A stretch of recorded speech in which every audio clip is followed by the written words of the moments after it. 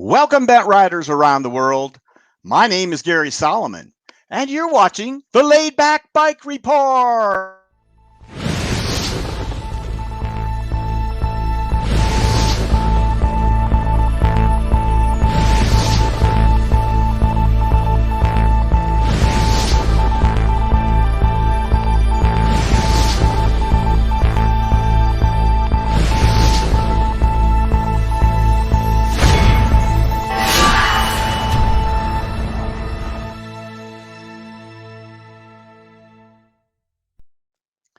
It is great having you with us today, guys.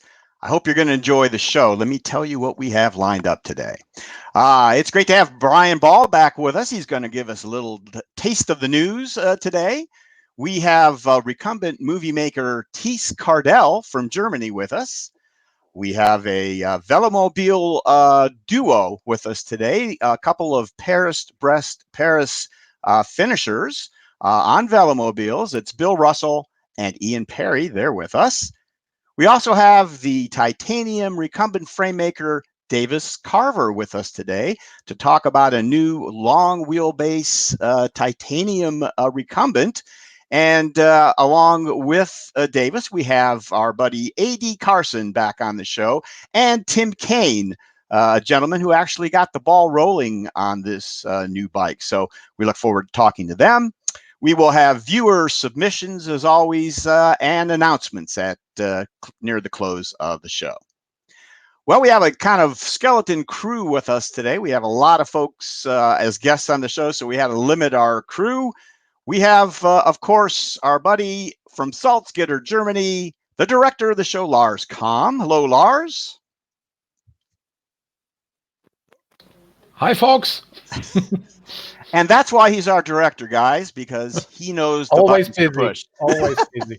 And, of course, from Raymond, Mississippi, it's our media dude, Trey Burgoyne. Hi, Trey. Hello, everybody. Good to be here. Burgoyne. There it is. All right, guys. So let me just prepare you a little bit, if I could, about the workings of the show. As most of you know, we have a live chat session that runs right alongside the YouTube video. So you'll see that right over there if you're watching on the web, or if you're on mobile, you'll see it down below you. So please take the opportunity to participate in our shows. We love it when you do. You can talk amongst yourselves, as they say. You can ask questions of our guests or even our panelists, of course. So hop on that live chat if you can. And also, if you wouldn't mind supporting us by liking and subscribing on our Facebook page and on this YouTube channel. And you'll also see a little white eye pop up on the screen right about now. And if you click that, it'll take you to the Laidback Bike Report website, where you could learn so much more about what we do, see all our past shows and what we got coming up and all a bunch of other stuff. So hit that little eye if you would to find out more. Now, our show is sponsored by TerraCycle, makers of exquisite recumbent parts and accessories for your bent, and trailside.bike, a fine recumbent bike shop on the Withlacoochee Trail in Florida, and Lightning Cycles, the whoops, how about Cruise Bike? Oh, and now you're trying to keep up with me. Let's stick with Cruise Bike. Cruise Bike, designed for the cyclist who wants to ride farther, climb faster, and adventure more. All cruise bikes and frame sets ship free in the USA. And let's not forget Lightning Cycles, the aerospace designed and race across America owning recumbent you've always wanted. All right. We, as I said earlier in the show, have Bryan Ball back with us to talk with us about the news. And I'm going to throw it over to you right now, Bryan. What do you got today? Hey, I'm going to do a little review preview for you guys, because I think this is news, because everybody's been waiting for this thing since it was introduced to RCC last year. And a little bit before that, we kind of got some leaks that it was coming out. But the Bicetta Carbon Trike 2.0, I got me one. I've been riding it. That's why my face is all red. I think I got a bit sunburned the other day going out riding it. The review will be coming up in the next few days, the full review on my site, but just give you a little preview. First of all, excuse me, you guys already knew this. It's very pretty. The quality on it is just outstanding. The carbon is flawless. It's a gorgeous, gorgeous thing. And I've really enjoyed riding it. I will say, like, everybody asks about comparisons between something. I think the closest thing you can compare it to is probably uh, Ice Strike's VTX. And I would say it's a bit more upright, but a bit higher bottom bracket. But still, it's not like a crazy extreme riding position. That was one thing I've been very pleasantly surprised by with it. And also, it's not a crazy. It doesn't beat the hell out of you when you're out riding. My trails around here currently pretty much suck, and I didn't feel beat up at all, even with the thinner tires. They put a lot of thought into it with tire selection and things like that to make it ride better. Almost no brake steer whatsoever. It's got just a hint of it, but on a performance trike, I kind of like that. I don't know if any of you guys do, but I kind of like just a hint of it because you can kind of drag a brake going into a corner and stuff, and I think it's like gives you a bit more control. I really enjoy that, but I've just really been enjoying it. I haven't found any problems with it, which that makes a annoying review to write. You like to find something wrong. And I'm still kind of looking. I know you spent some time with it too, Gary. Well, yeah, I was down there this past well, it was wintertime still, and got to ride it early. I'm going to say the biggest problem with it is I think it's still relatively hard to get a hold of. But the first run is pretty small, and the guys from Carbon Trike were there, and we're spot checking all the initial ones. So that's why it's been delayed right now. It's nothing to do with production volume. They were just being very, very careful about the first few that went out. So the only other thing I'd say, Bryan, is also in a practical for a practical sense. We met a gentleman at Ragbri who from Texas who rode his brand new CT 2.0 all the way through Ragbri. Had a great time and loved it. So that's probably the most riding I've heard about it. And then there's going to be racks and all kinds of stuff for it. So in my personal opinion, if you want to ruin it and put a rack on it, you can. But that's not what I would use it for. But you absolutely can, and it'll handle it. But it's definitely and it's $6,000. We can't ignore that. But for full carbon, that's really not that crazy. That's not infinitely more expensive than a full carbon bike is. So really can't complain about that a huge amount, but beautifully done, rides great, and I really like it. I'm not going to say it in a straight line, pure aerodynamics. It's the fastest trike out there. I think it's in the conversation, but it's got a bit more of an upright seat. I'm not going to say that, but just for pure high speed riding enjoyment, it's pretty dang good. Very nice. All right. What else you got? And then the news story I have this week kind of surprised me. I got this email from Trident Trikes, and they've been making the Stowaway for 10 years. I can't believe that. It kind of made me feel old for a second. So they are doing a 10-year anniversary edition of the Stowaway. If you can bring that picture up. Yeah, so it's pretty cool. They're only doing 25 of them, and they have a higher end drivetrain, 30-speed drivetrain. They've got like nicer through axles, things like that. It was just a bunch of cool little stuff, and this 10-year anniversary yellow color. But I was really kind of surprised that it had been 10 years since the Stowaway came out. It seems like it was a couple years ago. Yeah, I'm guessing that Tom's going to have a few things to say about the anniversary and maybe that bike specifically at CycleCon next month, huh? Yeah, I would imagine so. I would hope so. I hope they do it up because it's and they've been doing great stuff ever since. So congratulations to Tom and Trident Trikes, and the special edition looks pretty cool. Very nice. All right, Bryan. Well, thank you very much for bringing us up to date there. You have a good one, and I think Bryan's going to be leaving us here shortly. So thanks again, Bryan, for what you do. We will see you soon. Thanks. Okay, bye-bye. All right, folks, I'm going to get into our first guest here in just a second, but I wanted to acknowledge a few people that have hopped on the chat and say hello. We've got Bob Pelton, of course, Denny Voorhees, our panelist, who didn't have room to come on today, so thanks, Denny, for handling the chat. Bill McBride, hi, Bill. We've got Peter Vick, hello to you. We've got, my buddy Joe McCormick. How you doing there, Joe? Derek Pyrie from South Africa. Hello, Derek. SBC Clydesdale. Hi there. Who else we got here? Velomobile.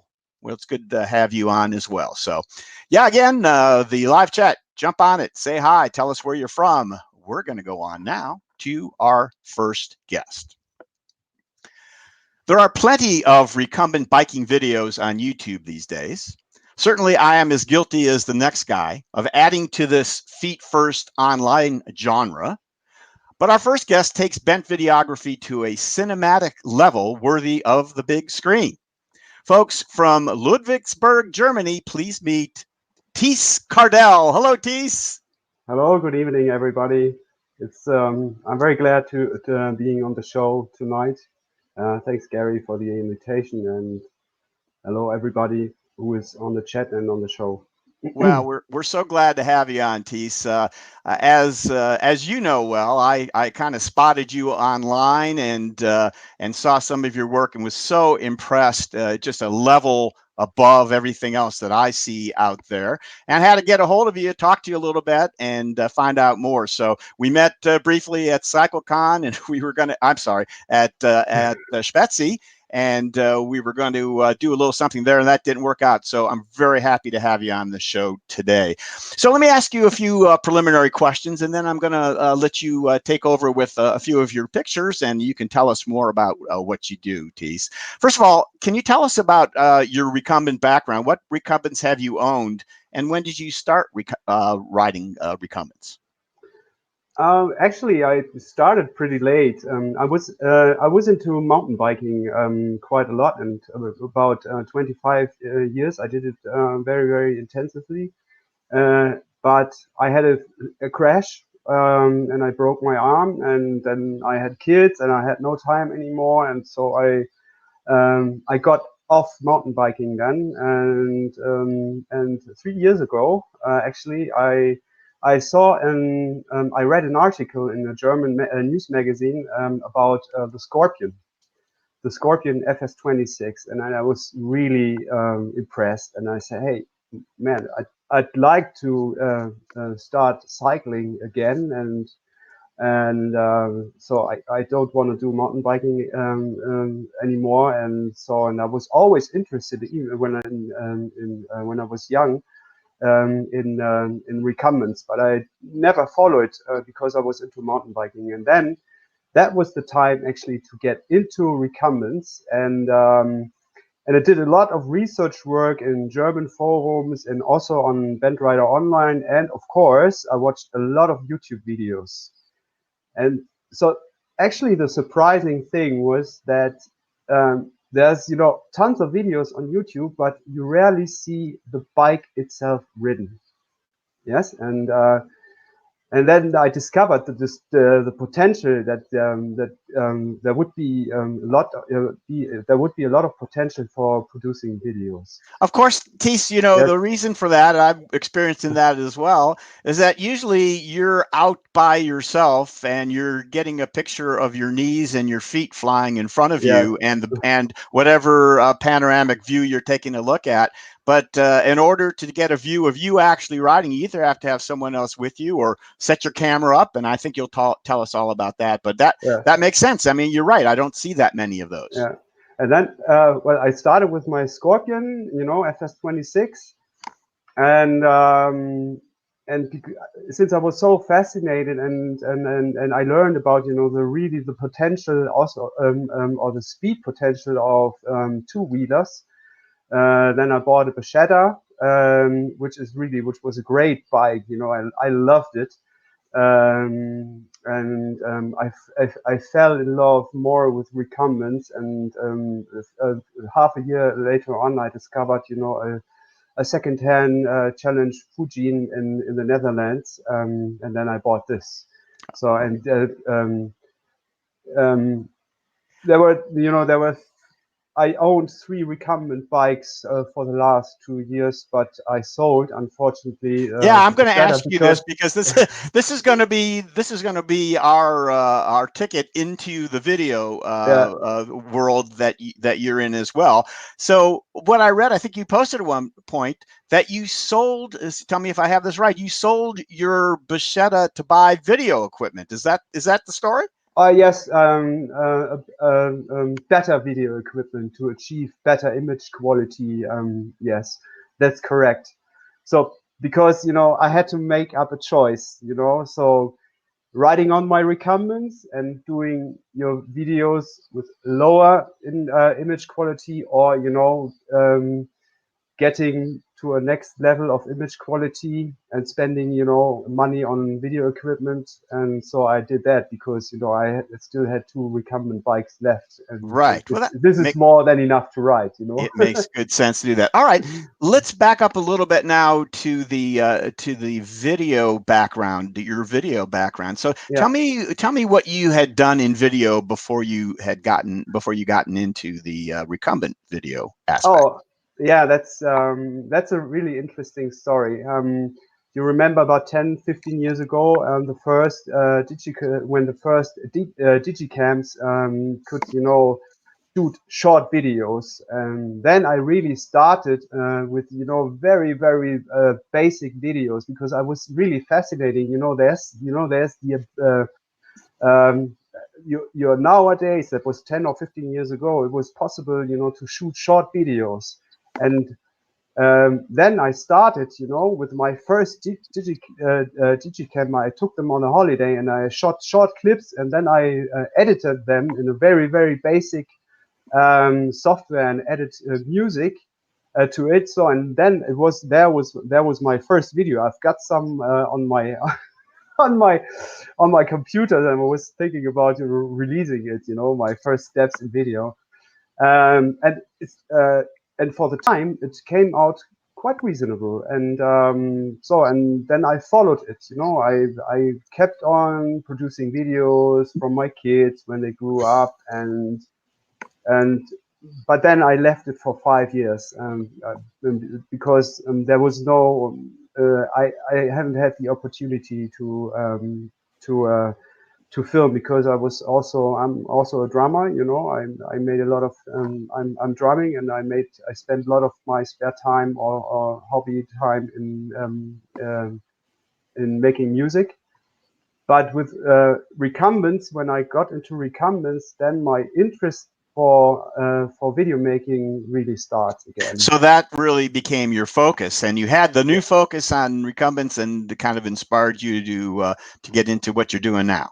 Yeah, it's correct. Yeah. All right. Well, so this would probably a good point in which to start the pictures and the slideshow. So yeah, Trey, and there we go. There's the first one. I'm going to let you kind of narrate through here as we go, and may pop a few questions in. But tell us about the pictures, and you tell your story as we go. Okay, yeah, that was on a holiday trip with my buddy Sebastian, who was the kiter in one of my videos. And that was last summer, where we toured across East Germany, and it was one of the hottest and driest summers in Germany that we have ever had. And you can really see the heat when we were riding. So it was a 2 weeks ride, and we had all our gear with us, and it was really really great, traveling with a recumbent trike, as we see it here. And this was, as you can see it in Spain 2 years ago. That was actually my first recumbent journey that I ever did. And I choose a very very hard region, because it was in August in the south of Spain. So we had 35 degrees of Celsius. I don't know how many Fahrenheit it is, but it was really really hot. and very hilly. So I climbed about 2,000 meters of altitude a day, and in this extreme heat and dryness. But it was a really, really unique experience. Yeah, that All right. was. And Thies, just go ahead and tell Trey when to go to the next slide. You go ahead and tell him, and he'll control it for you. Okay. Yeah, this shows me on a joyride with my challenge routine. You know, this is a typical scene how I'm riding my recumbent bike in our region. Yeah, this is with my outfit, my helmet, and my bike.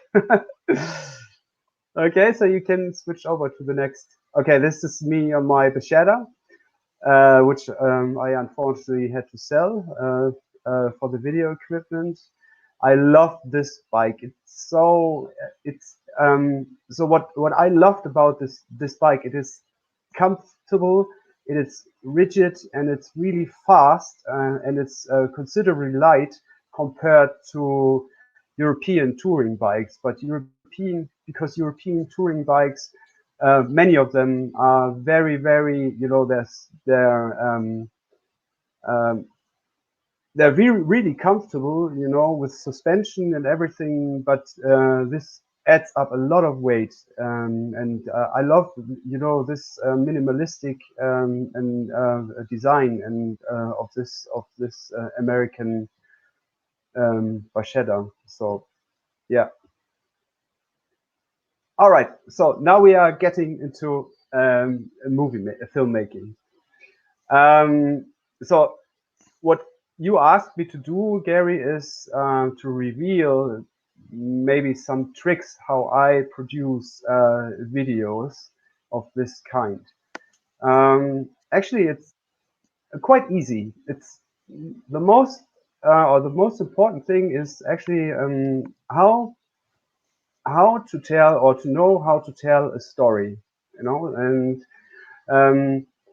so, and it's really, really important, you know, to make up your mind before you start shooting, you know, and to make up your mind. So what kind of story do you want to tell, and how do you want to tell it, with what with which shots do you want to do it? And what you see here is a shot which introduces, or one shot of some 3 or 5, which introduces the area where I'm riding.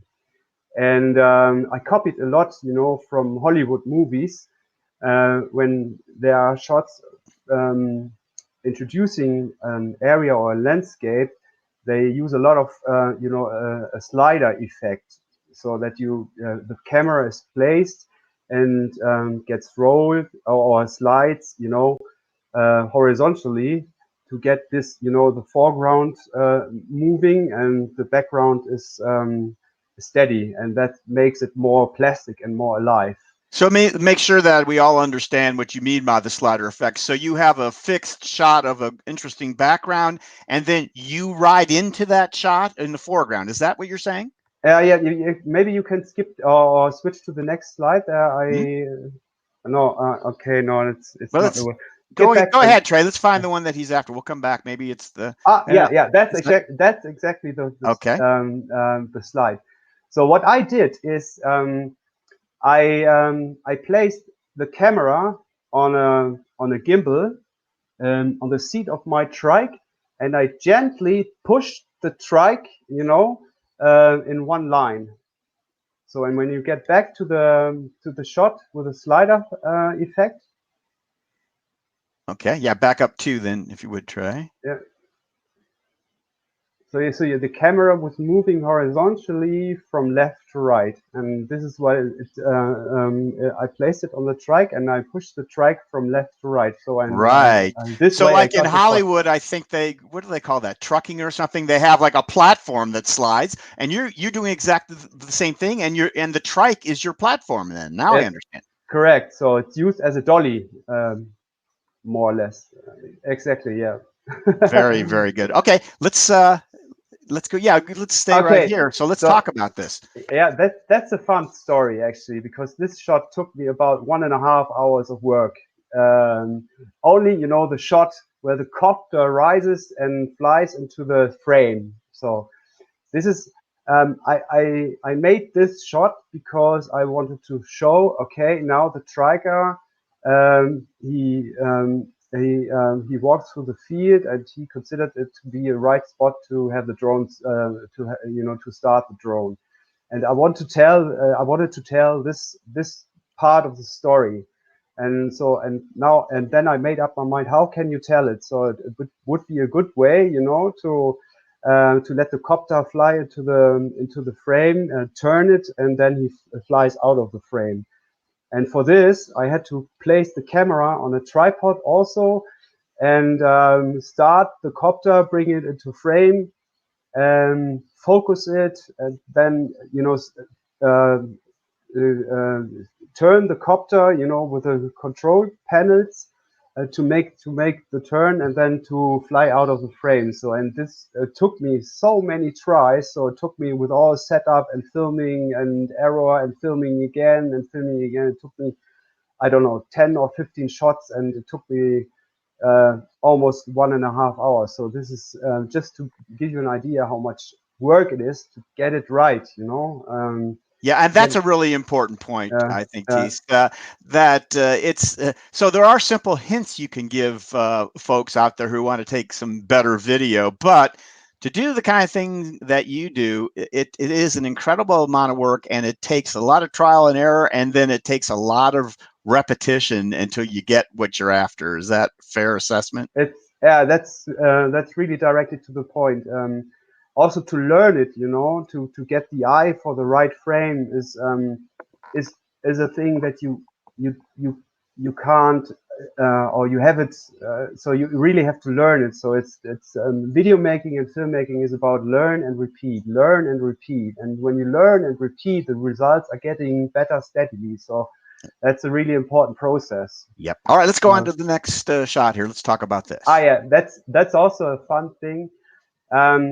I had me doubled by a friend. It looks like me, but it was a friend of mine who walked through the grain field, and I was controlling the drone because if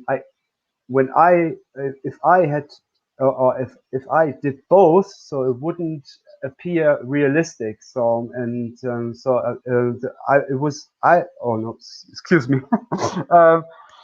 I get what you're saying. So it's interesting that the less realistic the shot is in construction, the more realistic it actually looks on film, then, doesn't it? I mean, that's not you, but you have someone dressed as you, and then you take that shot from behind, and then of course within the video, people just think it's you, and you get the shot you're looking for. So on watching the videos, could you tell that it's not me? I never even thought that it wouldn't be you ever. Until I saw this picture, I never even thought of that. So this idea came to me because, okay, I wanted to do the shot walking or showing the triker walking through this, you know, bright golden grain field, but it was not possible to do it, you know, being the actor and the cameraman and the director in one person. So I asked a friend to double me. So I sent him through the field, and I was out of the camera angle, and I shouted, you know, the instruction. I was directing him, and in the same time I was controlling the drone. And I love this shot. It came out really, really great. So it did. Look at that. And let's go to the next one. I think you have another double. Yeah. So the same story here. Yes. Same story. Actually, these were also the feet of my friend. And I wanted really to show, you know, the triker arrives at this, you know, mystic spot, you know, looks around, walks through the field, and I thought it was a good idea to show the feet walking. Makes sense. You know? Let's go to the next one here, Trent. And this was also my friend. Please. Sorry. Go back one. This is also my friend because it requires a lot of practice, you know, moving the camera smooth and steady to make it seem plastic and realistic. And are you using a gimbal system? Yeah, I'm using a gimbal. It's this one here. Yeah, let's go ahead Yes. and take the shot back to Thies here. There we go. So it's a Ziung Weebill Lab, and it's really great. It's a really great product, and it offers, it takes amateur filmmaking to a complete new level. With this gimbal, you get these. It's it's the tool to get these buttery smooth camera moves. It wouldn't be possible with Right. a handy camera or something. Always. Absolutely, we love it. And Lars uses one as well when we're shooting at the events. And how about, while you have it there, your camera? You want to tell us about the camera that you use briefly? That's a, I bought it. It's a used one. It's a Panasonic Lumix G81. It's a mid-range, or it's a middle-range camera.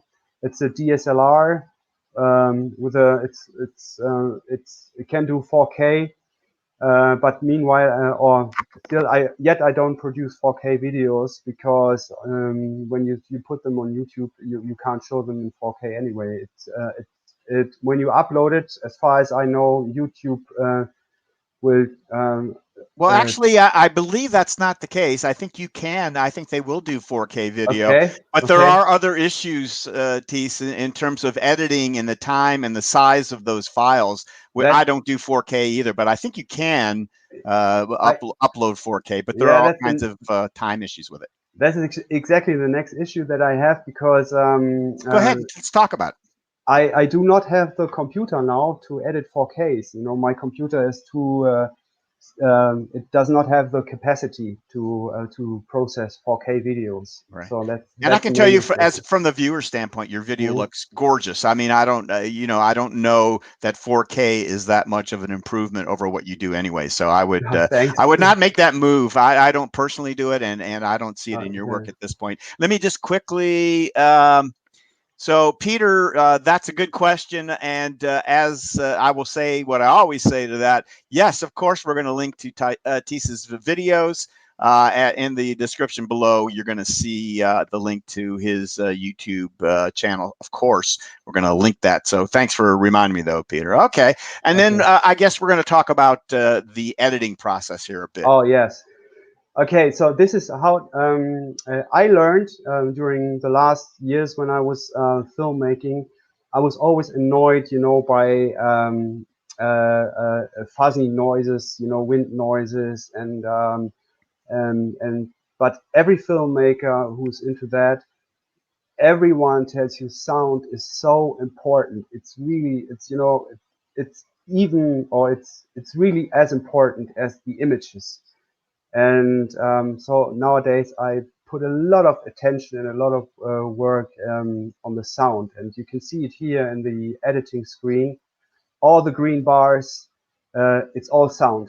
There are more tracks of sound than of images, as you can see. So, and folks, it's interesting to note that Thies's videos are not really narrated or have a lot of dialogue in them. The sound he's talking about is the ambient sound, the sound that he wishes to put in to help complement the video that he shoots. Is that fair to say?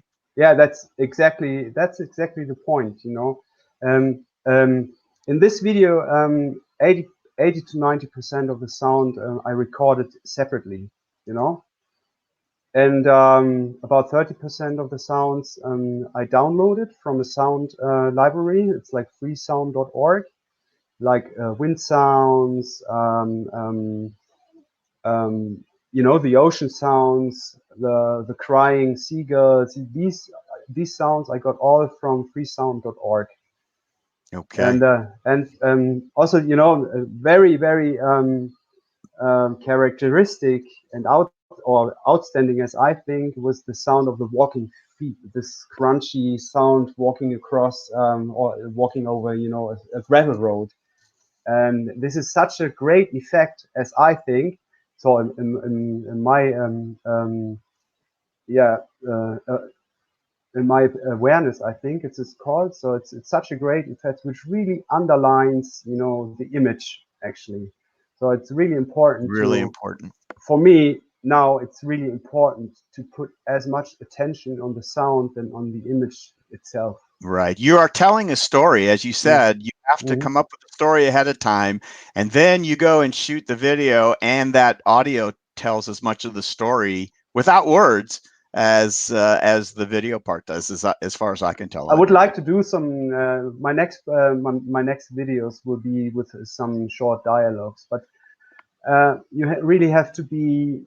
I'm not a vlogger, actually. I don't like it too much, vlogging in front of a camera. I'm not really good in that. So other people that do it much better than I can.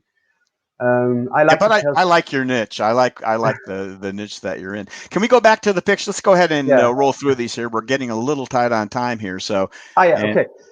This does show me how I work with the gimbal. It's just holding the gimbal and moving the camera, not more. I wanted to just give you an example how I do the work here, and we can go to the next slide. Is there? Yeah, Trey's getting it here. It's not going. Okay, so sometimes those slides get stuck a little bit. Trey, as soon as you have that, you can go ahead and let us know. Thies, you were talking about your future videos, and I'm wondering, give me an idea about your plans on the future videos, if you would. Okay. My future videos, what I try to do is I would like to work with a team, but so because when it's really hard. Filmmaking is really teamwork, and you actually need people to support you, or it would be ideal to have actors, because I was director, actor, cameraman in one person, and some shots did not come out that good as I expected to them. So my next project I would love to have 2 or 3 people in a team telling a story, and I would love to combine a recumbent ride, and okay, so do you ever want to tell it? Should I tell it or not? Yeah, let's hear it, of course. Okay, well, what I really would love to do would be telling a short story with recumbent riding and martial arts, but for this, I need a team. I need 2 martial artists. I know 2 people who would do it, but I would need also some help from friends who would be so kind, giving me their time for producing this video, yeah. But then you come to a point, where you also need to spend money, for paying some people, and then this is, there we are getting to a point where where it can be an issue, because if you don't find people that give just it doesn't need to be a lot of money, so maybe a few €100, to cover the expenses for people that help you, but not for my own profit. I'm not interested in making money with this. I'm just want to just would like to do creative work.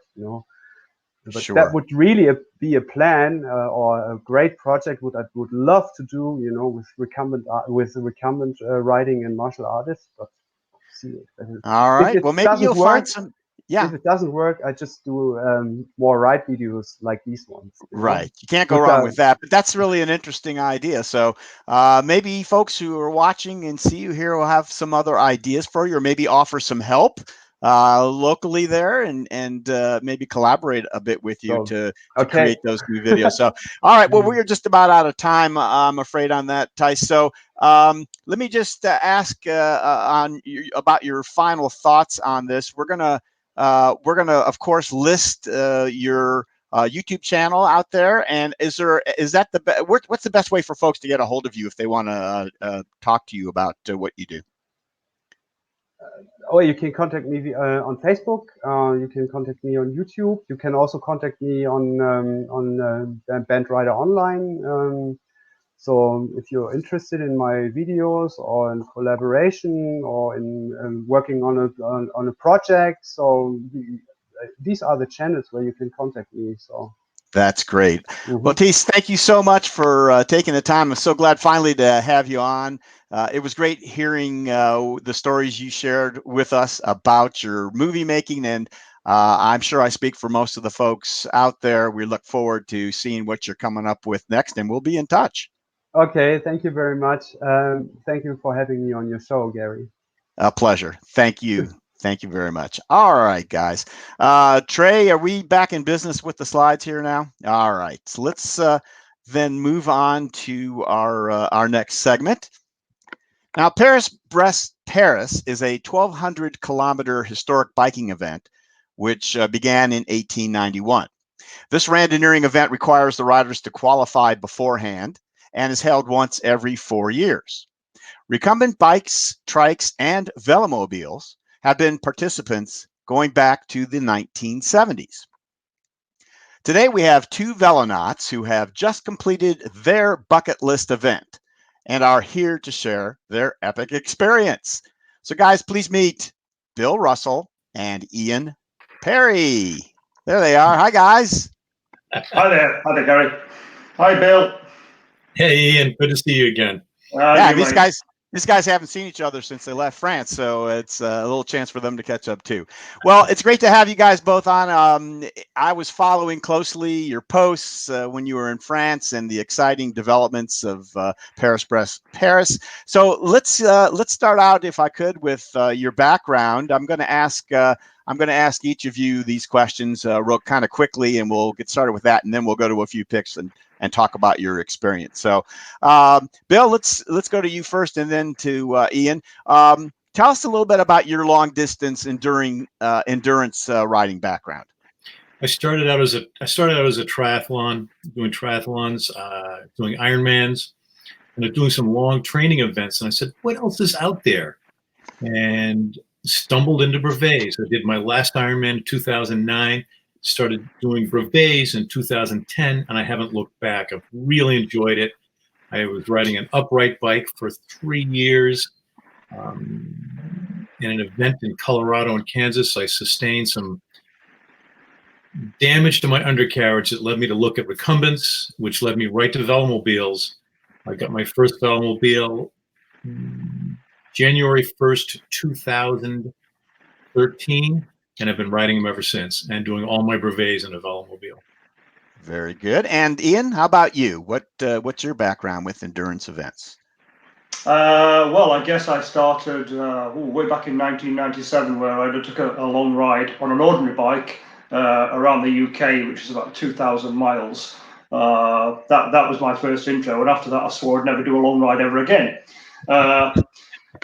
After that, I guess I just concentrated with doing short rides until about 2012, when I saw London, Edinburgh, London advertised. At that point, I was riding velomobiles. I'd had one since 2010, and I thought, oh, I'd have a crack at doing LEL, which I completed quite well in my Quest XS. And then I thought, right, I'm not going to do any more long rides. And then I saw Paris-Brest-Paris, and I thought, I'll have a go at that. So the qualifying, the pre-qualifying, and the qualifying just rode up. So I haven't got a great history of doing long rides, but I find them interesting and a bit of a challenge. Okay, so now I know at least that when you predict something to do with your biking, it's definitely going to be the opposite of what you predict, it sounds like. Let's stick with you, Ian. Tell me about your experience specifically with Paris-Brest-Paris. Was this your first ride in Paris-Brest-Paris? Yes, this is my first time, and it was partly Bill's fault that I actually did it. I'd been in touch with him on Facebook we're talking about recumbent riding, and I've seen the enormous number of rides that he'd done, and I thought, I'll have a crack at this. Talking with a few of the guys that I know about longest riding, we thought we would undertake it. Unfortunately, in the process of qualifying, they dropped by the wayside, so it just left me. But actually, the actual ride itself, I was very surprised. I didn't find it that difficult. That's probably a funny thing to say. It's very hilly, it's very long, but I didn't actually suffer that much. All right. So, I don't want to get too far into your ride this year because I'm going to talk to you specifically about that. Let's if we can. Thank you though. Let's go back to Bill. And Bill, I think you have a little bit maybe more experience with PBP. Tell us about yours. This was my third participation in PBP. I did it on an upright bike in 2011, in a velomobile in 2015, and now again in another velomobile this year. Okay, and how did you do in those previous rides? I struggled mightily. The first time in 2011 was my first Grand Brevet, first 1200, and the night starts in particular are very difficult for me. The sleep deprivation is very, very hard for me. It's a real Achilles heel for me. And then in 2015, I had taken delivery of that DF XL, the type of velomobile, 2 days before the event, and suffered tremendous mechanical issues that I had to resolve throughout the ride. And both of those were a great lunge for the line, desperate lunge for the line to get there within time, the time constraints. Very good. Now, I guess I want to ask about the preparation before we actually get into this year's ride. So I don't suppose you just go tooling around 20, 30 miles in your velomobiles and then suddenly decide to run down to France and do PBP. Tell me, let's go back to Ian. Tell me how you specifically prepared for PBP this year. Well, I'm not sure if you know the qualification process, but the year prior to PBP, it's a good idea to get a long ride in just to secure a place. It's called pre-qualification. So to do that, I decided to do at least a 600-kilometer ride. But building up to that, I did a 200, 300, 400, and then a 600-kilometer ride called an SR series randonneur. And then this year, I started again. You have to qualify, so 2, 3, 4, 600-kilometer rides. But they weren't my only rides. I actually did another 600 ride, and then 2 weeks prior to PBP, I also undertook a 1,200-kilometer ride, which is to go down to see the World Championships in Nonday in France. So that was really the long distance side. But in addition to that, I was also undertaking quite fast 100-mile rides as fast as I could to build muscle strength rather than just endurance. So for me, it's a balancing act between going a long distance and also having the speed to do that. Very good. And Bill, same question. How did you prepare? I've slowly been building up my endurance over the years, just piling up. I think it's a long-term project. I had ridden 3 Grand Brevets last year. I did 2 Super Randonneur series last year. I did 2 this year. I rode 3 600Ks in preparation, as well as my normal day-to-day training, which is usually 6 days a week. All right, very good. All right, let's go to the story now. Let's stay with Bill. Maybe we'll start there. And Bill, we've got a few pictures of Bill in his velomobile. And while we look at these 2 or 3 pictures here, Bill, if you could tell us relatively briefly, but tell us your experience at PBP this year. PBP is, not just the distance and the incredible hilliness, but it's all about the people of Brittany, which is why I decided to tart my velomobile up like the flag of Brittany, and that was all done with black reflective tape. And people really responded to that. The intent was it was a loving salute to a salute of gratitude to the people of Brittany and their loving support of us. And it's really, they ladle on the support every step of the way. There's people hanging out of buildings on the roadside offering support, food, someplace to sleep, water, really catering to the needs of the riders because they understand the rigors of the event and they have many decades of experience supporting the rides culturally. And that's what makes this event different than any other one in the world. And it's a very emotional event for you as you continue to ride. I guess emotional on its face, but of course also you are sleep deprived and such, so it really must get to you. Very much so. On the way back, I pulled into a Velonauts, which I call the rock and roll control, and immediately broke into tears. It makes me verklempt even to think about it right now. Just the town is raging. There's bands, there's announcers, there's people hanging off the railings, excited, kids high-fiving. I started weeping immediately just with my own depletion as well as overwhelmed with the power of what I was witnessing. Absolutely. And then tell me specifically about the finish, because I would have to think that would be one of the highlights and the highest emotional level for you too. Tell me about the finish.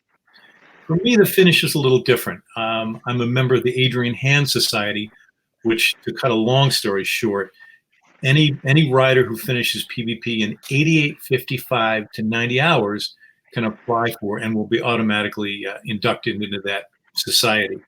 I've done it twice before, and I wanted to do it again to keep up my membership in good standing.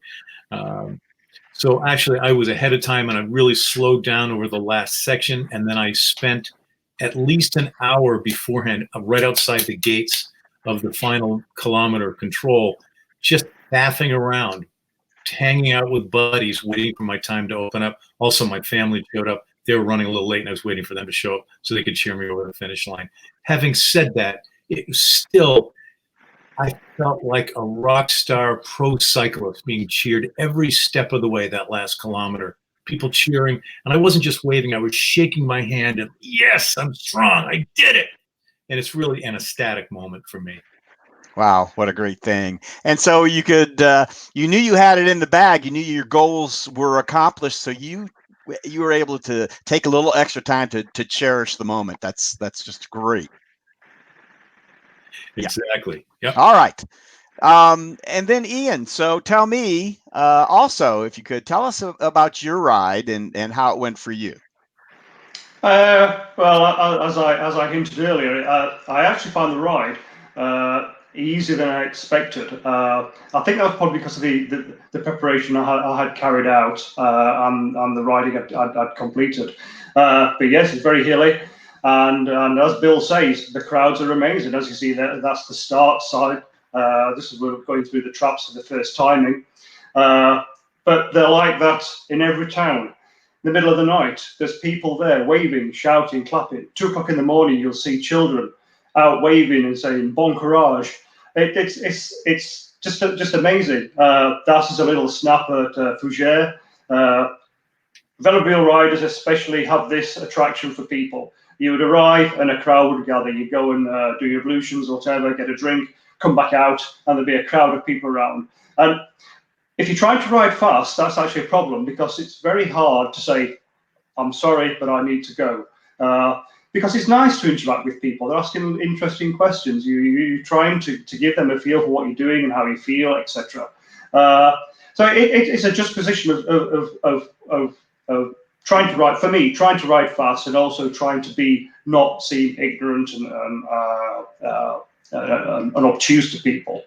But the actual ride itself, yeah, thoroughly enjoyed it. I had a couple of moments where I had one moment where I was stopped by the police for speeding. Apparently, I haven't received a ticket yet, but I had a nice 15-minute interview with a gendarme who accused me of speeding. I don't know whether I was or not. I can't see that, but that was interesting. It all adds to the spice of the ride for me.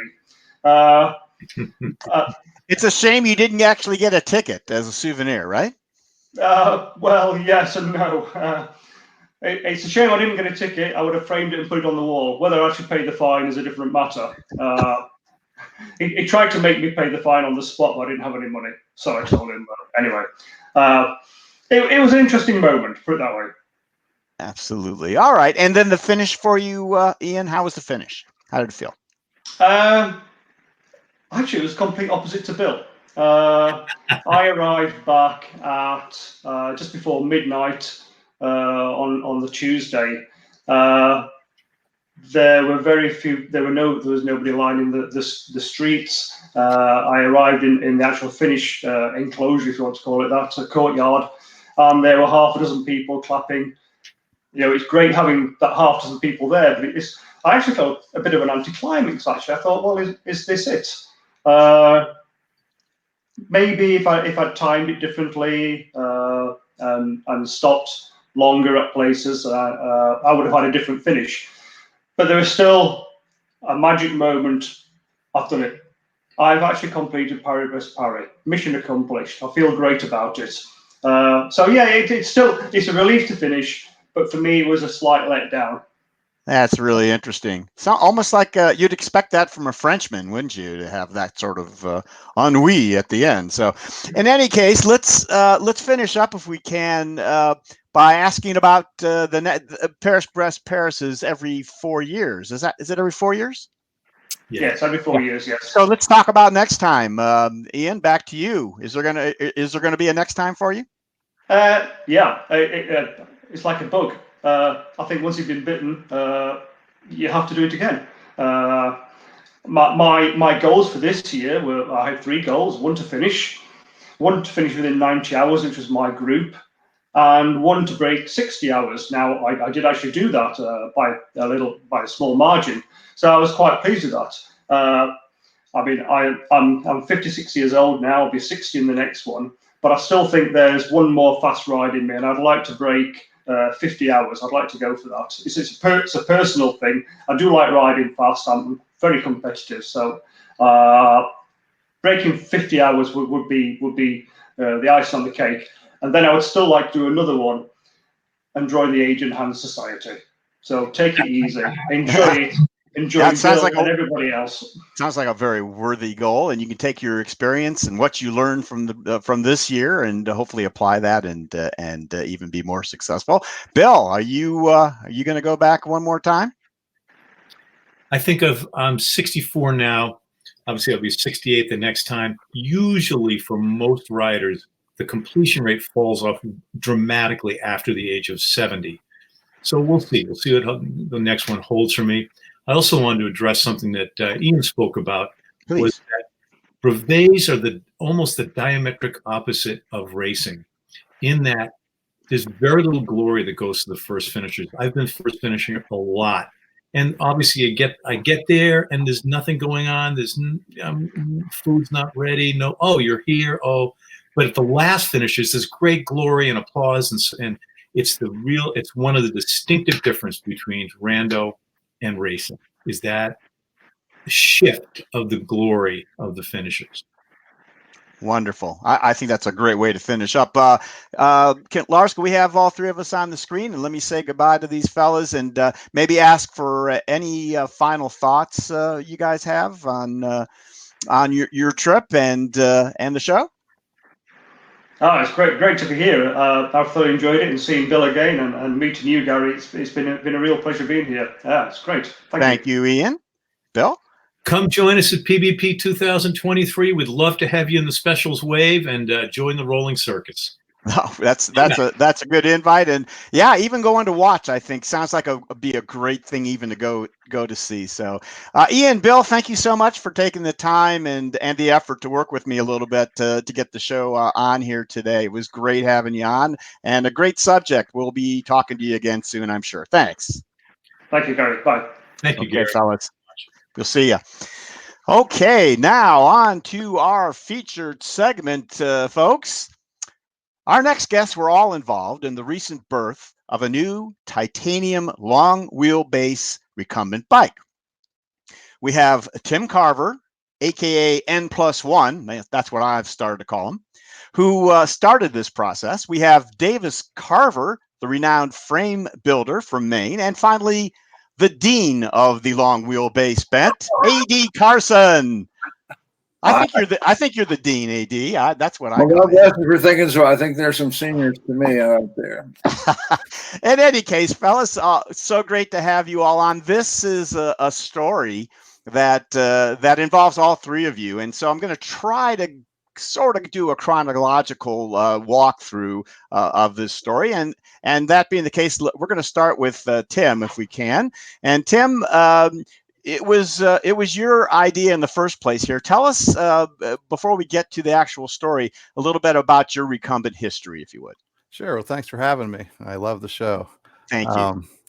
Yeah, I started riding recumbents in about 2003. We have a pretty good trail system around Des Moines, Iowa here, and I'd seen a few, and I searched around, found Bent Rider, of course, researched a bit, and I'd seen the long wheelbase models and kind of passed on them because I thought on the trails they'd be a little less maneuverable, and everyone was all excited about the short wheelbase events happening, and ended up with the Vision R40. Got it, loved it, put a lot of miles in, and it graduated from that to the V-Rexes and speed machines, pretty much everything. I'm into trikes too, so I love all things recumbent, and I'm really mostly just an advocate for recumbents. That's my role here.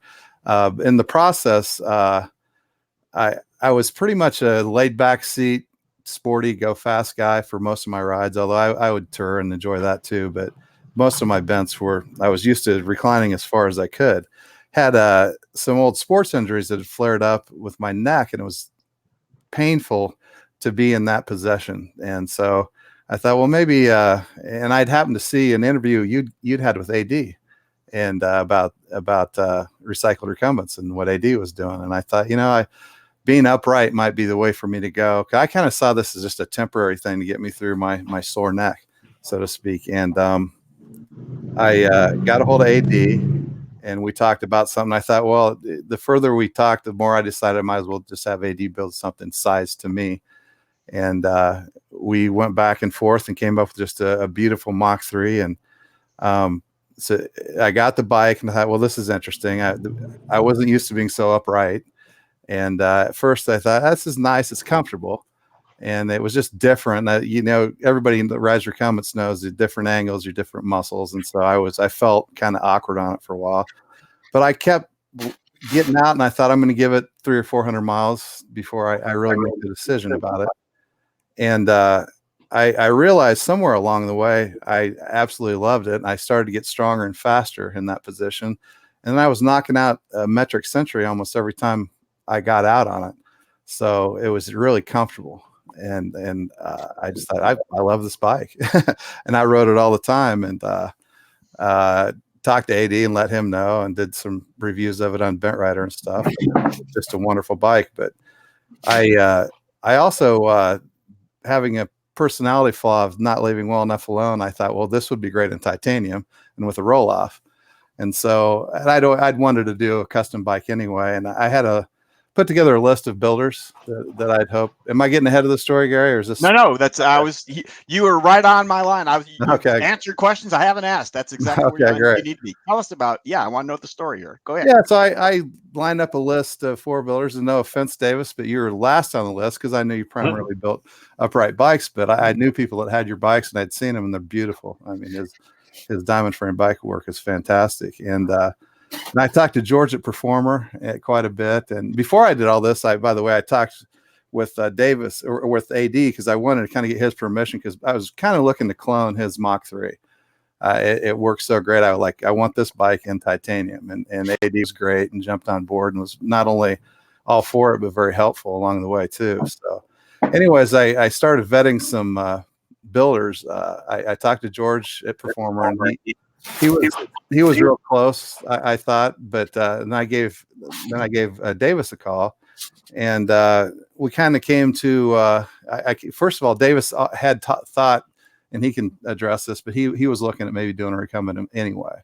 So, and I told him, I'm interested in commissioning a project like this, and I put him together with AD, and the two of them I kind of got out of the way, and they just helped me make a great bike. And okay, I think that's where we probably do need to stop you. So that was your choice then. That's how you had evaluated the other guys, and then Davis became your choice. Is that basically where we are? Yeah. All right, great. So now let's just go ahead and go to Davis and pick up the story there. Davis, are you there? There we go. And David, everybody. David, your shop. How you doing? It's really great to have Good. you here again. All right, so. Thank you. Let's back up a little from your aspect and tell. Tim intimated a bit about your ideas about recumbents, and you were thinking about perhaps doing one. Now, that didn't come out of nowhere, so you do have a bit of a background in recumbents. Could you start with that for us, please? Yeah, that was long ago. I think it was probably early 80s. And I can't remember exactly whether I had an Ace Infinity or a Linear, and I had an Easy Racer, and I helped my buddy Rob Cotter build a HPV that we ended up racing. So I was really into recumbents, and then lo and behold, mountain bikes came along, and I fell in love with them, and rode and built mountain bikes for many, many years. And then Tim called, and always in the back of my mind, I thought I'd really like to do a recumbent, but I never really found anybody that had the enthusiasm that he had and the knowledge that AD had. So it was kind of a match made in heaven. Sounds good. All right. So I think at this point, why don't we go to your slides, Davis, if we can, and let's go through your story here. You're going to show us a few of the things that you've already done, and then you're going to talk about, I think, the actual build of this titanium recumbent. So let's start here. I'll let you take it from here, and maybe I'll bop in a little bit here and there. Okay, this is an interesting guy. His name is Elliot Tan in England, and we've built about 4 or 5 bikes for him. Every single one of them is unusual and different. He's got a lot of enthusiasm. He knows what he wants, and it's been really fun just kind of breaking the mold and doing something different. And this was certainly very different. Yeah, and go ahead. Yeah, you go ahead and tell Trey to go to the next slide. And no. Okay, this is a fellow named Dale Conlon. Here in Maine, he has a prosthetic, and he also builds prosthetics. And this is a very unusual bike. He wanted a folding titanium bike, and I think initially we had, I can't really tell from this slide, initially we had a gas motor. Yeah, that's a gas motor there. And subsequently he's added 2 different electric motors. He does very long tours, really interesting fellow, and really fun to work with. Okay, here we go. This is Eric Snow. He's a big guy. He's probably 280, 6'8", and he wanted a bike where he could carry himself and, oh, I'm sorry, I got the wrong bike here. Let's see. No, that's the wrong one. I'm sorry. This is another fellow, and I can't remember his name. Okay. You want to go on to the next slide? Yeah. Sorry about that. Okay, no problem. Okay. Here's a guy. He's a Midwesterner, and we built about 5 bikes for him, and he's always got a cool, interesting idea. His name is Bryan Wayne. He's I believe, a veterinarian in Iowa, and this was kind of unusual. I don't know if I wouldn't call it a success. If you look at the frame, initially it had the major down tube, and we had to add 2 extra down tubes to it to make it stiff enough. But yeah, he's always got an interesting design, and it's great to work with him. This is another Elliot 10, and I love this bike. This bike is kind of like a passive suspension. Super comfortable, very, very light, kind of subtle. It's definitely not a full off-road bike, but for gravel, that rear end just soaks up shock like you wouldn't believe. Oh, this is interesting. This is a guy named Hank who wanted to ride to the South Pole. So this took us almost a year to do. We used a pinion gearbox, 18-speed gearbox, and I had to build a kind of a funky differential for it. And if you look carefully, you'll see that the chain actually goes between the 2 wheels on the rear, and there's double wheels up front. He made it about 5 days.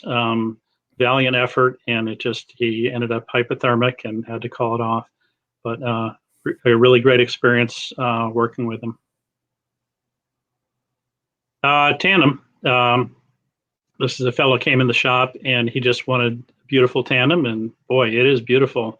The paint on it is phenomenal. He wanted S&S couplings, so we put those on there. It's set up with a roll-off.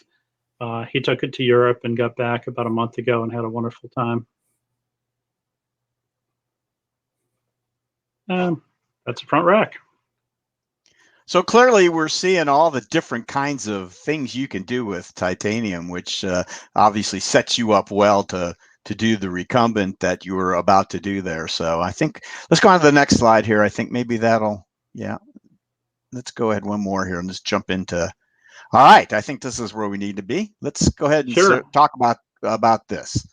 Okay, well, this we built two 2626s, one with a pinion and then the initial one for Tim. And I wanted to try something a little faster. So this has got 700C carbon rear wheel, 20-inch front wheel, same pinion drive, and just designed to be lighter, faster, and a little bit lower than the 26. And if I could just interrupt here for a second for a couple things here, Davis. So AD, I've got you unmuted. So as we go through the build here, if you want to jump in and comment at any time, you're welcome to do that. And folks out there, if you want to if you have any questions for any of these guys about the Tie Glide, I don't know if we've called it the Tie Glide yet. We're about to. Please feel free to jump on that chat and ask your questions. We will get those going. Go ahead, Davis. Take it from there. Oops, hold on. Okay, there we go. So anyway, AD was great. My knowledge of recumbents is pretty scant, and between him and Tim, it was great. A lot of good advice, a lot of geometry advice. I have one of his seats on several of the recumbents. We're doing a really comfortable seat. I've been talking with him about handlebars. Just he's a wealth of knowledge, and it's been really cool working with him.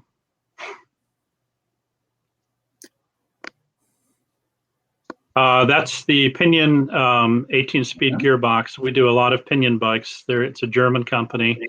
They do a 6-speed, a 9, a 12, and an 18-speed. Definitely not a performance kind of thing. They are a little heavier, but in terms of durability and dependability, they're pretty much legendary. Most of the riders that we build Pinion for are doing sort of heavy-duty touring, snow bikes, expedition bikes, commuting, where dependability is really the key. Davis, let's clarify a little bit here. So this bike that we're looking at here, did you do like a prototype first? Did you do Tim's bike first? Tell me exactly the first couple, 3 or whatever you've done. How did that come together? Yeah, Tim's was the first one. And, basically I relied on his knowledge and AD and built that for him. And I said, well, I was sort of looking at the design. I said, well, let's try it with a pinion. And that's where the second one came from. Okay. At that point, I kind of get the bit between my teeth and just kept going. All right, let's go ahead back to the picks then. Pinion shifter, it just basically a twist grip. The detents are built right into the gearbox. Very simple, lightweight system. That's the Rand's chopper bar, and the Rand's energy bar. I'm sorry, the energy bar. Sorry, AD, you're right. No. Yeah, I guess the chopper bar is no longer made, and so the energy bar takes its place.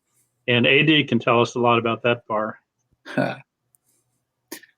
Well, Rand's can't make the chopper bar anymore because whoever in China makes it wants them to order about a 10-year supply of them. So the energy bar is the made in Kansas substitute for it. It's a fine substitute. It works very well. All right. And here's a question. I don't know if that's probably for Davis here. Why does the frame need the cross brace when it has the large diameter tube? Just a little bit of triangulation and rigidity. Triangles are very strong. So we added that cross brace tube. Fairly light, doesn't add much weight to it. Okay, thank you. Sure. I really want to ride the new one. I hope I get to meet it sometime. Oh, yeah. Well, it's right behind me, and I'm going to bring it to Nashville. So if you come to Nashville, I'll have it there. I'll at least get a test track run on it. I'm curious to see how it feels. Sure thing. Yeah, it rides great. It's wonderful. All right. So the front fork here, huh? Let's talk about that. Sure. That's our standard road fork. We build about 11 or 12 different forks in titanium and carbon. And I'm just sort of experimenting with fork offset. And the jury's still out. This has an offset of 43 millimeters. And I know that a lot of the other ones have a different offset for better trail. So I've tried 3 or 4. And at this point, I wish someone who really was more knowledgeable than I was could ride these and let me know what they think. I'm ready. Send it over. Yeah, the AD's already told you. Yeah. Yeah. Rear hub, and the beauty of the pinion, I should mention this actually, is I love roll off, and I'm not knocking roll off, but the cool thing about pinion is you can have one bike and have 3 or 4 different wheel sets, because the rear wheel is just simply a single speed wheel. So typically, like this bike, for instance, you could have a very fast 700C carbon wheel.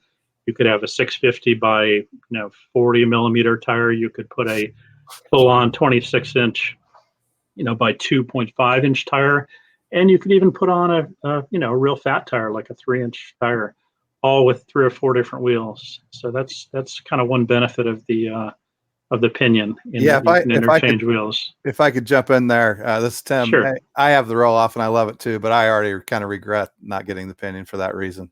Especially once I realized how fast the bike was, I'd like to have another wheel set to be a little speedier. I'll build one for you. Okay, great.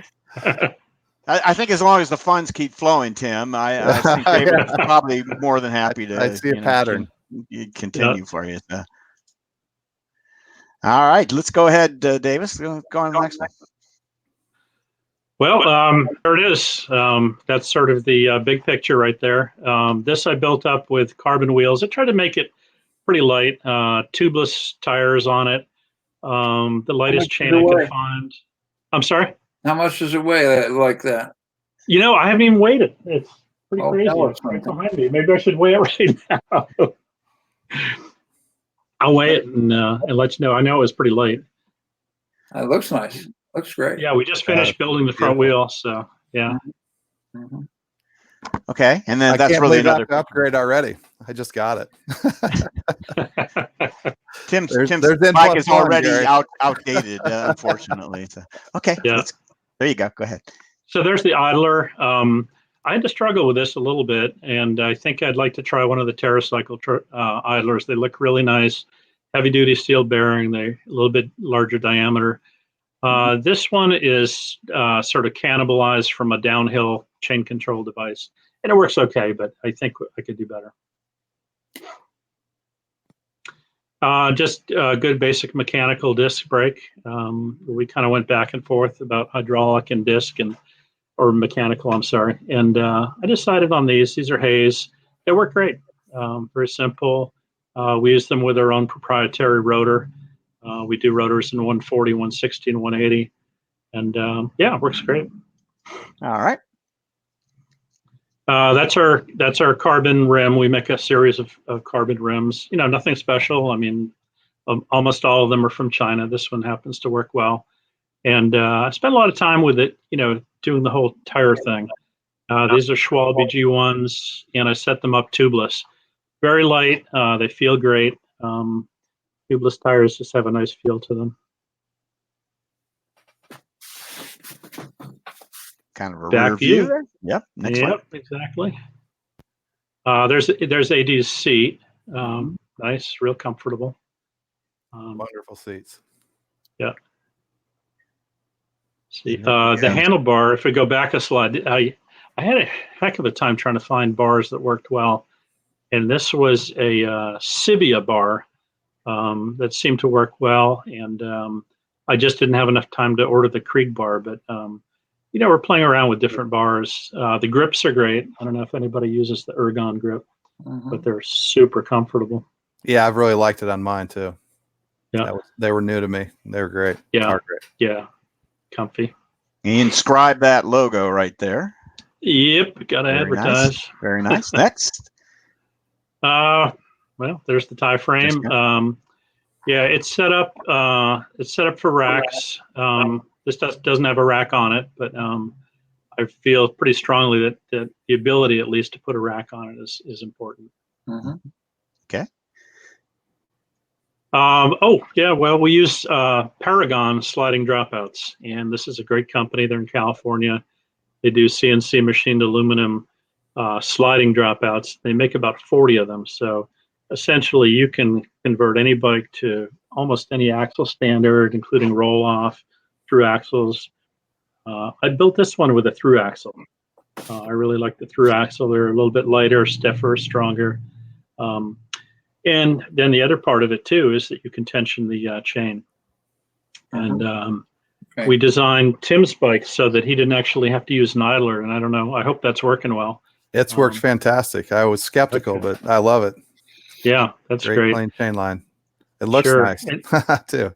Yeah. There's another view of the, oh, that's the front wheel. So, yeah. Okay. Next. That's a tire. With a long stem. Yeah. Okay. Yeah. Let's go on Oh, there. that's, you know, actually that was a real challenge. This was a 20 by 1.1 tire, and with a 20-inch carbon rim so deep, it was really tough finding a Presta valve 20-inch tube. And I know they're probably out there. I just didn't happen to have any at the shop. You're quite right. Mm-hmm. Yeah. So anyway, I fashioned a valve extender and it works pretty good. So. Great. Go ahead, Trey. It's not going, huh, Trey? Great. All right, let's. Oh, wait, we got it. Let's go on back. Is that no? That was it for. That's the last slide from Dave. That's my slide. That looks like right, ADs. Yeah. So I know that back wall anywhere. That's an old steel frame of mine. It's probably the that's a Mach 3. That's mine. Let That's me mine. formally go ahead and go to you, AD. That was where I was going next. Here is I want to know how AD came into the story. We heard a little bit about this anyway, so I guess kind of Tim decided to bring you in, and I know you've been a part of this. So from your standpoint, AD, tell us a little bit about the beginning of this story, how you heard about this, and what your interest is. Okay. Well, you know, flattery will get you anywhere. And Tim's a real enthusiast for the steel bike he got from me. That may well have been the base form of it. He liked it a lot, and what he asked Davis to do was copy it.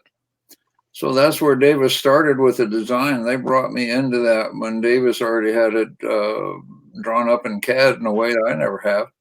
And he had a specific for his frame builder and they allowed me to comment on those. And of course, well, I'm never going to build anything in titanium. I'm tickled to see that design idea move forward and move upward, if you will, with a titanium frame. And so I was pleased to be asked and pleased to say, please move forward. All right, let's go into what happened then. So let's go ahead to go back to the slides if we could, Lars, and let's go through these a little. I think we have this and a couple of and your evaluation one. Let's talk about it.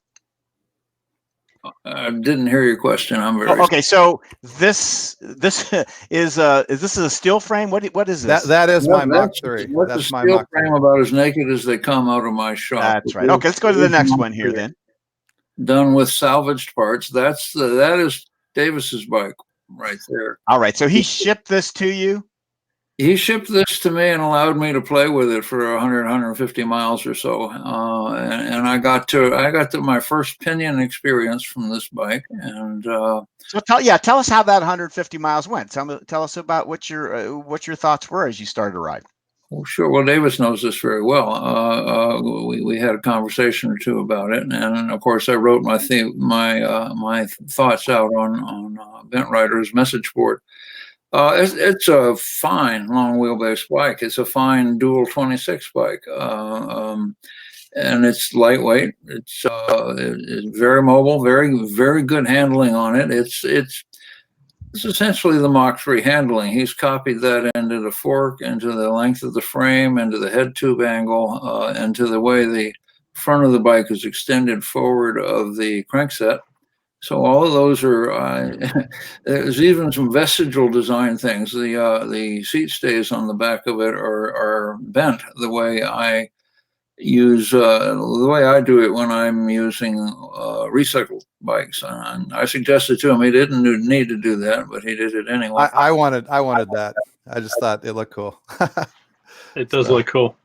But you know, he allowed me to comment on his drawings, and I did, and we moved a few things around on his drawings, and then he went ahead and built, I think, the two frames at once, the one for Tim and then this one. And eventually, it took a while after they played with it in Davis's shop. He he allowed me to get the first crack at it as a reviewer, and I really appreciate that. I had fun with it.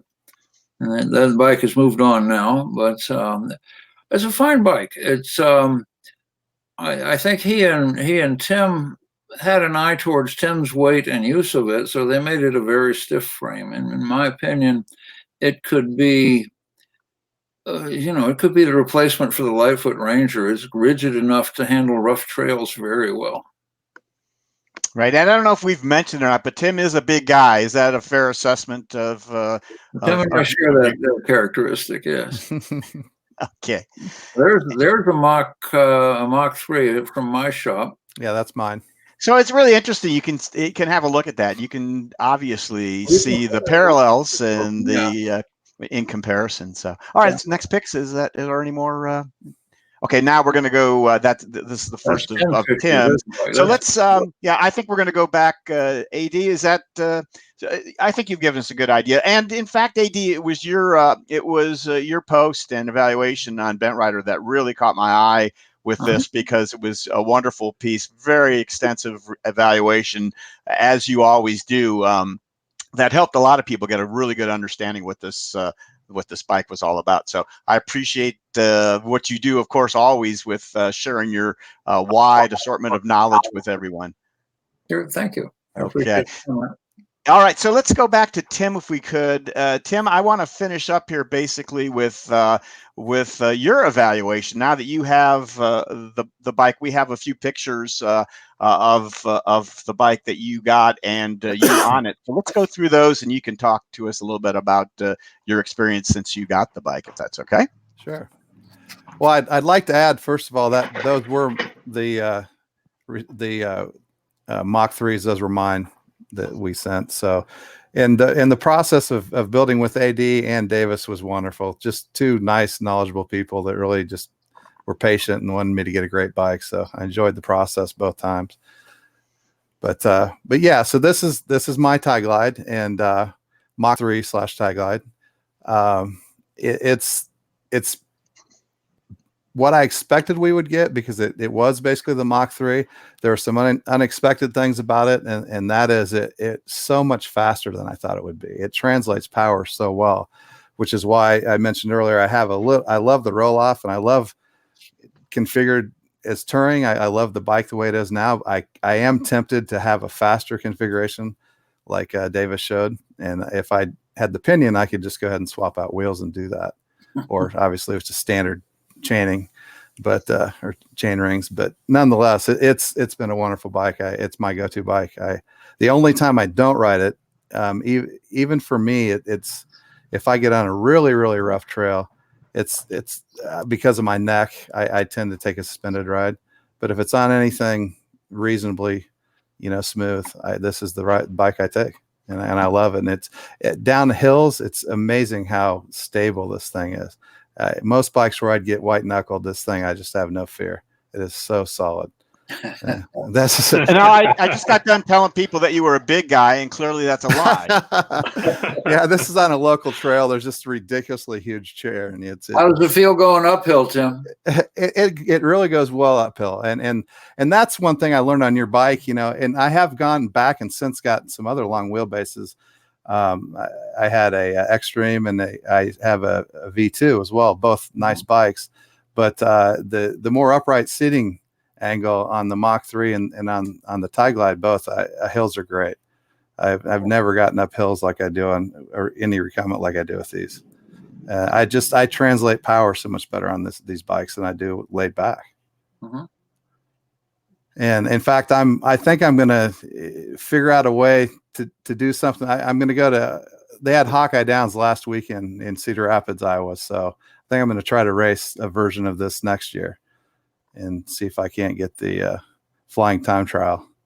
Okay. The problem is you're racing with velomobiles in the faired category, but nonetheless, it's a very responsive, fast bike. So it's everything I love about long wheelbases, and it's fast, and the handling is great. There's obviously any dual 26 has a little bit of fork flop, but to me, it happens only on a very steep hill, right at the level where I can hardly balance. And my point of balance and then the fork flop are almost on top of each other. So it's not even an issue. It handles wonderfully. It's a great steering bike. And it's a very faithful handling of the Mach 3, which I love. So it turns out it's a really good result from beginning to end. It sounds like, Tim. Yeah, That's great. The only thing I get out of this is the great bike, and the two great bikes. I'm really happy with them. So that is great to hear. All right, let's finish up with Davis. I have a couple of quick questions for you, Davis. Can we bring him back on? And I want to. So the Tie Glide that you have behind you there, I heard you say, is going to be coming to CycleCon with you. So tell us. I want to know about the future plans here. What's your idea here? What do you want to produce more of these? Are you looking for more ideas about what to do from here? What's the plan for the future on this, Davis? Yeah, we don't really have a plan yet. I just I figured I've got about 5 built now. I really want to have them at Nashville and have a lot of people ride them before I jump right into it. I just want to get more input. Like I said, I'm really more of a mountain biker, and I think someone who had a lot of time in the saddle with recumbents would be really valuable to let me know some of the things I could change. Got a couple surprises that I'm going to bring to Nashville, but I won't say any more about it. You're not going to hint anything here. No release. All right. Well, we'll see you there. I'm excited. I think that's a wonderful idea to bring that there and let people ride it, both for their benefit to kind of see what that kind of titanium long wheelbase is all about, and certainly for your benefit, you can get that feedback and then continue to develop what you need to make it suit the riders. So Davis, thanks. I really appreciate you sharing what you have shared, at least with this Tie Glide, the new Tie Glide that you have.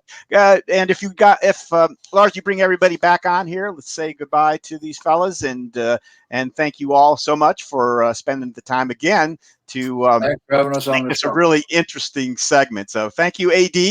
You're welcome. And Davis, thank you. My pleasure. It's been great.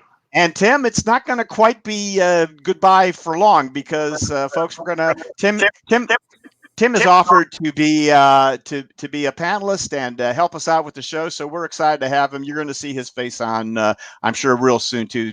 Tim, thanks for getting us started with this and for offering to help us out on the show. You bet. I'm really looking forward to it. Thanks, guys. Great. All right, guys.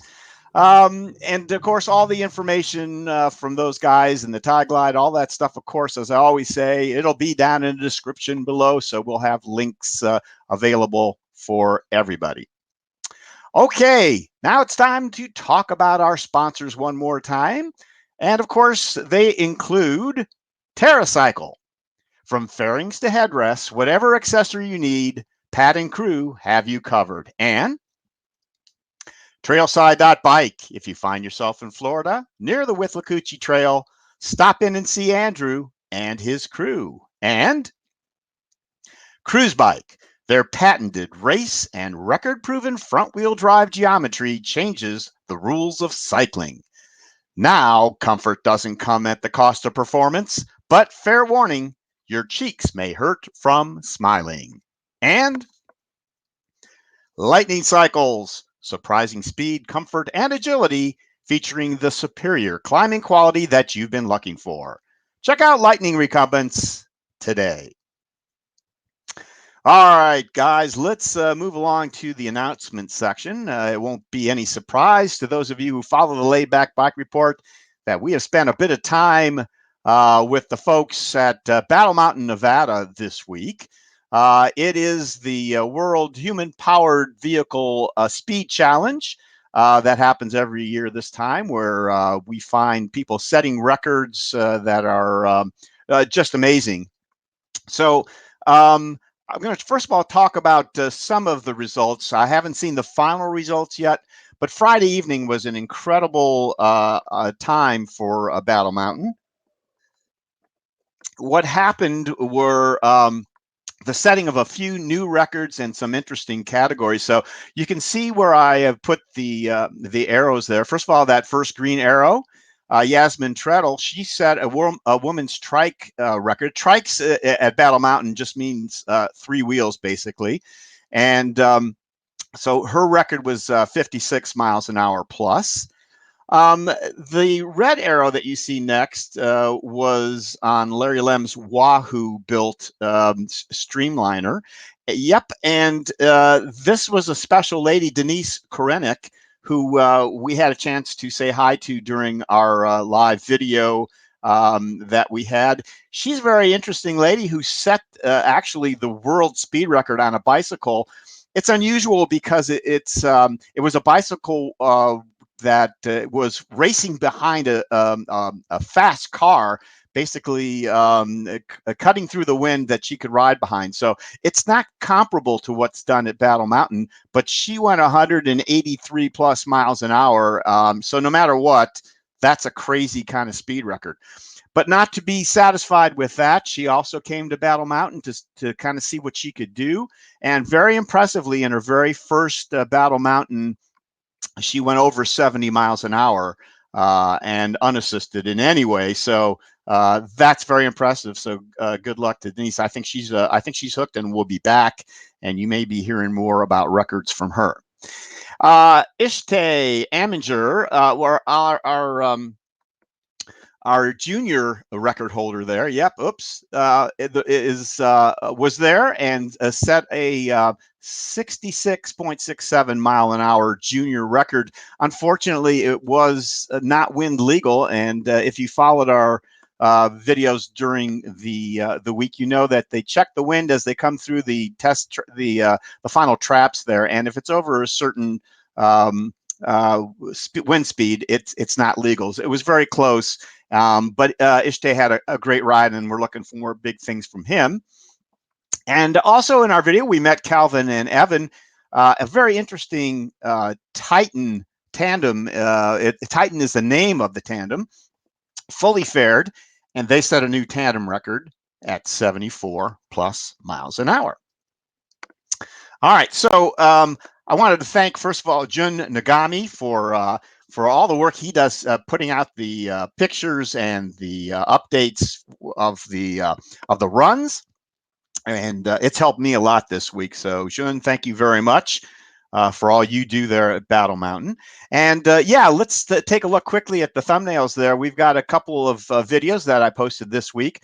Part one here was the first woman's speed record, and that was Rosa Boss from the Delft team, which is the team from Holland, and her record was quickly overshadowed on that Friday run, but very interesting and very much fun. Lots of stuff on that first video, and then the second video we had a number of interviews of some of the officials there, and this show and shine event that they have, where the kids come from locally and see all the riders, racers, and the vehicles. Really kind of interesting as well. So check out those videos. I think they're fun. And then let's talk a little bit about our upcoming plans for travel, which we've been doing a lot of this year. We're going to continue doing it. First of all, Saturday, October 5th, we are heading to Portland, Oregon for the Pacific Trike Fest. This is put on by Recumbent PDX, our buddy Mel out there, and it's a one-day event where he will have just dozens of trikes available for folks to test ride, meet some of the manufacturers. I know that Mark from Catri is going to be there, and I believe HP. There's going to be a few manufacturers there, so it'll be a fun event, and we look forward to heading out there and seeing all the folks that are out there on the West Coast. And if you're a viewer out on the West Coast of Laidback Bike Report, we hope to get a chance to meet you out there. And then the big daddy, of course, that next weekend, October 11th through the 13th, Recumbent CycleCon in Nashville, Tennessee. And of course, we talked to Davis about that. He's going to be there with that tie glide, and there will be many more manufacturers out there showing their wares, allowing folks to test ride bikes and trikes. So don't miss it if you're in that area and you can get to Nashville 11th through the 13th of October. We're going to do that. We're going to be there, of course. We'll have a booth. We're going to do the interviews that we always do with the all of the exhibitors, and as many as we can get to, at least. A lot going on, as always, at CycleCon. So look for our video to come out a couple of weeks maybe after that. And of course, the very week after CycleCon, that next weekend, is our next Laidback Bike Report. And we are going to do our annual review of CycleCon. And I'm sure Bryan will be on that, and everybody else, Trey, that was there. We're going to talk about what we saw. And then, of course, like another week or so after that, I'll have the video out. So, all right, let's see. Speaking of videos, since last month, we've also posted one more of our LBR at your LBS videos. We were in Wisconsin a month or so ago, and we did a nice profile at the Hostel Shop. And there's Brianna right there, the new owner. And I hope you'll, if you haven't had a chance to see that, it's an amazing retail experience for recumbent riders. Take a look at the video. I think you'll enjoy that. And we have one more in the can. When we were in Iowa, we did a really nice profile at the Connecticut Yankee Peddler, and there's Dave Hendrick and I, and we had a great chat, and lots of interesting stuff going on there. I hope to get to work on that this week, and maybe we'll have that out here in a few more days, so look for that coming up. Okay, on to our viewer submissions. I got a call from viewer John Lansford last month. He has a friend named Leslie who has mobility issues and is currently in a wheelchair. He watched our show with Dr. Alan Ballard a few months back and bought his book. Armed with this information, John and his wife are working with Leslie to get her out and moving on some local trails. So here's John's email from last week. Leslie purchased a TerraTrike Rover. The bicycle stop in Springfield, Ohio, put Versa bars on the steering handles, added weighted pedals with Velcro straps, and shifted both brake handles to the right side. We also went for an 8-speed internal gear option so she could shift gears when fully stopped. At first, she was just ratcheting the pedals, but eventually she started making complete revolutions and pedaling down the trail. There are a lot of bike trails in Xenia, Ohio, where she is in a rehab facility, so that is great. She downloaded Strava to her cell phone and is starting to keep track of how far she goes. She had trouble gradually slipping down and forward, so I purchased a wedgie to insert in the seat. She's having a good time and looks forward to the days when I can bring her trike so she can hit the trails and escape from the nursing facility. I'm sure John meant that in the best way. My wife and I just purchased a Dolomite Legacy Rollator for her that we read about in Dr. Ballard's book, and I hope that will help her get up and walking some. So John and his wife do great work, and that's a really nice thing to do for Leslie. So we wish them all the best of luck, and Leslie, enjoy that trike. Okay, I also got a submission from our pal Roger Reddish out in Colorado. Larry Seidman forwarded this to me, and it's about the South Dakota Senior Games. And you guys know that we're doing our best to promote all the senior games when they allow recumbents, and this is one that does. So let me give you some more information about what Roger told us. It was held in Watertown, South Dakota on Friday, September 6th, and included a 5 and 10K time trial and a 20K road race. There were warm and dry conditions there, and the roads are due for some repaving, where we found debris in the corners plus a slight wind. The event people were accommodating towards recumbents, which were separated out into their own classification. The road race included 33 riders, including 3 recumbents. There was one mass start with people lining up wherever they wanted to in the group. In the 5K, Tim Cada finished in 8:46 on a Schlitter Encore. Roger did 10:57 on his Cat Trike Speed, and Bob Blum came in at 11:49 on his Cat Trike Expedition. So they're the guys right there. You see them. That's Roger in the middle. Everybody knows Roger, so I didn't stick his name on his shirt. But anyways, the senior games in South Dakota were there for the recumbents, and we appreciate that they did that. And Roger, thank you so much for submitting that report. You keep on heading over to those senior games. You're doing a great job. Thanks a lot to Roger Reddish. Okay, on to the next Laidback Bike Report. Really pretty much told you all about that. It is going to all be about the review at Recumbent CycleCon. And there you see our buddy Trey hard at work last year. He had just got done filming the men's and women's restrooms. I'm not sure exactly why, but Trey does a great job there. And interestingly, Lars is actually going to be with us this year. Lars is coming to the U.S. to help us out at the Pacific Trike Fest and also at CycleCon. So we look forward to having him with us and all of his great expertise. So yeah, next next month, October 20th, 2 p.m. Look for our Recumbent CycleCon review. All right, so it's time for a few thank yous at this point as we come to the close of our show. Thanks again to Bryan Ball and Bent Rider for all the promotional help that they give us. Thank you to my wonderful panelists, both Trey and Lars today. Great job. We were a little thin on help, so you guys did a wonderful job. Thank you so much. And thank you to all of you for watching every month on the webcast. We sure appreciate having you guys along with us. Without you, of course, what are we doing here, right? So until our next webcast, from all of us here at the Laidback Bike Report, so long, Bent Riders.